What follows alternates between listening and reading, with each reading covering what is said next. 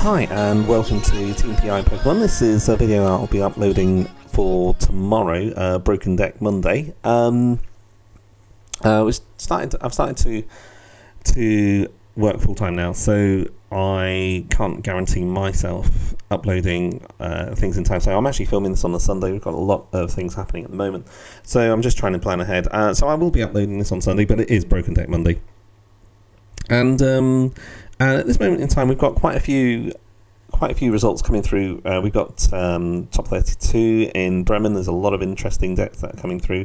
Tord Ratcliffe was leading day one with Gardevoir. We've got a lot of Xerneas decks as well that are doing really well. Big influence from UK players. We've got Golisopod also doing quite well, but in the meantime we've actually got League Cups actually happening as well in the US, and this one actually caught my eye. This deck actually was a deck that only stopped progressing further with Andrew Mahone's deck, which was a Gumshoes deck.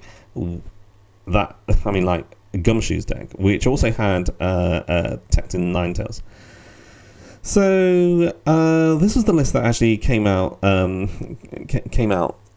into general circulation first, and it's turned a lot of heads actually. So this actually has made a top 8 at League Cup. The player was Tony Johnson, so congratulations Tony for making it really far. Now historically, when Tony posted this deck originally on the online forums, looking for a couple of changes, he received an incredible amount of negativity.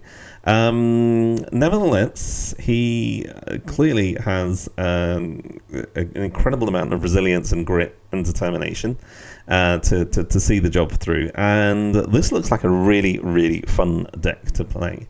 And a lot of people would maybe suggest, actually, do you know what, Gardevoir and Gardevoir is a really bad matchup for this deck. This is a Mega Mewtwo-EX deck. Now let's just say that again. Yes, it is 2017. It is September, and we are now starting to see Mega Mewtwo decks taking cut. So all of those players out there who have Mega Mewtwo's just in their tins, sitting in their binders, dig them out, and maybe give this a whirl if you've maxed out on League Cups, or you just want to have a bit of fun. I think the last time that Mega Mewtwo actually started to make cut was I had a quick search of the online forums, and there was, I think it was January, and even back then we had Xerneas and Xerneas Breaks decks being played by players. So, you know, and maybe we're just coming full circle on this. Let's just have a quick look at this one. Okay, so sometimes depends on the matchup really, but Mega Mewtwo is an attacker, and also Turtonator really does depend on the matchup. Now we've got some recovery draw. Let's start with that. So it's Oranguru over Octillery. So clearly space is a premium. This deck is intending to swing out quite quickly and get to a stage where prizes are few to actually win the game. So late game ends. This allows you to recover with that single Oranguru. Okay, right. So the deck plays 2 Turtonator, 1 Volcanion, Baby Volcanion, which would help against Baby Ninetales. The Turtonator's been getting a lot of traction as well because of its evenness against against Metagross GX. So quite nice for Shell Trap 20, maybe with a Choice Band 50, double to 100 weakness.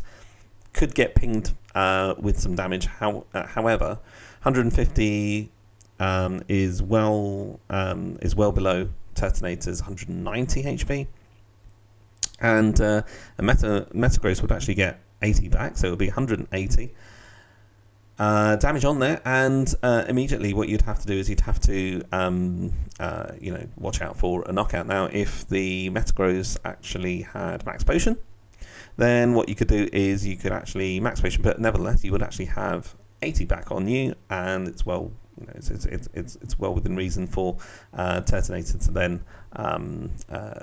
then launch as well. So you could do an extra 100. It's a real pain.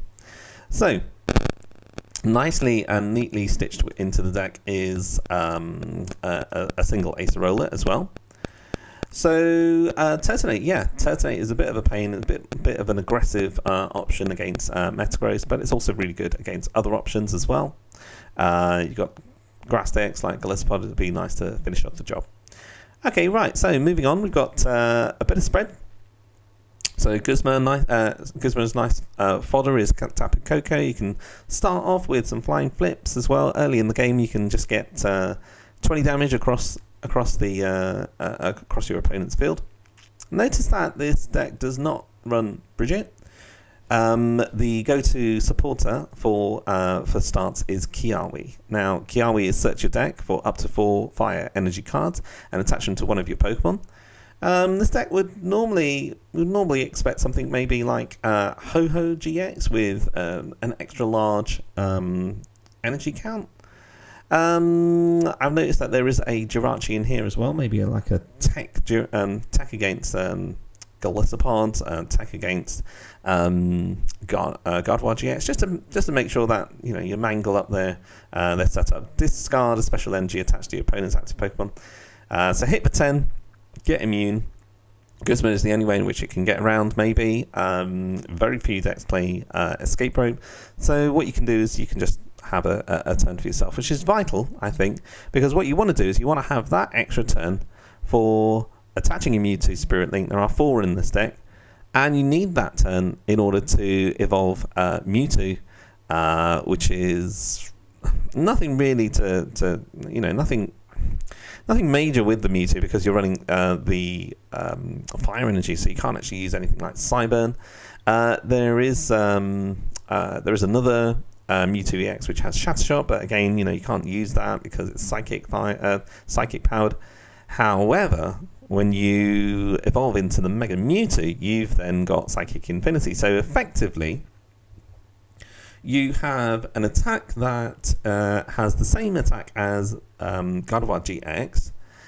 The Gardevoir GX is a stage 2, so it theoretically would take a slightly longer longer time to set up. It's more intense because you have to run the rare candy. Yes, it does have Twilight GX.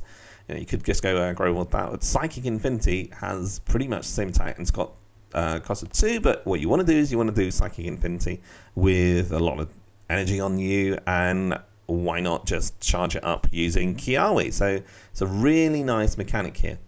3 Leles to guarantee yourself as much as possible the Kiawe turn 1. You got 4 Ultra Balls, and believe it or not, now you can't power up your Mega Mewtwo's attacks with this, but you can power up Turtonator's attacks. So you've got a single Volcanion-EX in there with Volcanion. Now that's going to be quite interesting as well, because if you are doing 50 damage with Shell Trap, that can go up to 80, so that's 80 damage.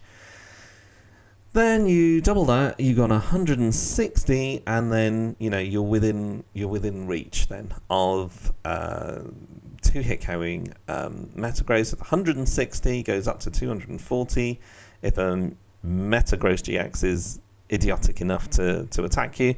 If you have swept the board with an early game Tapu Koko, that's absolutely fine. You could even knock out the Metagross GX with a Jirachi as well. So, a lot of people just forget about the 10 extra. You got a standard 2 Field Blowers, 1 Rescue Stretcher, only 1 Rescue Stretcher in this deck. But you also have the Super Rods just to compensate for energies, because you really, really do need to have energy going in this deck. You've got 4 Ultra Balls, as mentioned. You've got 1 Parallel City as well. Now, Parallel City is really interesting, because what you can do is you can just counter things like just annoying decks like Xerneas and Xerneas Breaks. Just get rid of all of their stuff on there. Parallel City has been used against Metagross decks with Gardevoir taking in Sylveon GX. I've seen that this weekend. That's starting to come to fruition as well. Obviously, you can also bench yourself. So if you've got any damaged Pokemon, you can actually put the Parallel City on your side. Yeah, it would restrict the damage of your own Turtonators and Volcanion if you were to put the red side towards you, but your main attacker is Mewtwo as well. So it's just reminiscent, because Mewtwo's used to run Parallel Cities just to get rid of their benched EXs themselves. Just quite useful. It's also useful if you want to try and prevent any fire or any water or grass as well with Galithopod from doing 100% damage. So yeah, it's very, very versatile. Parallel City, and you only really need to use it once in the game. You've got 3 Guzmas, you've got 1 Acerola, you've got 2 Kiawis, 3 Ents, which is I think the minimum that you can actually have nowadays in decks. You've got 4 Sycamores, you've got a 3-2 Choice Band split, because what you want to do is you want to have Mewtwo Spirit Link. Choice Band will only work if you dislodge your own Mewtwo, but however you want to try and get the Mewtwo going as quickly as possible. So I can understand even though you play a 3-3 Mewtwo line, absolutely vital to get the Spirit Link. If it's field blown away, you want to try and replace it as quickly as possible.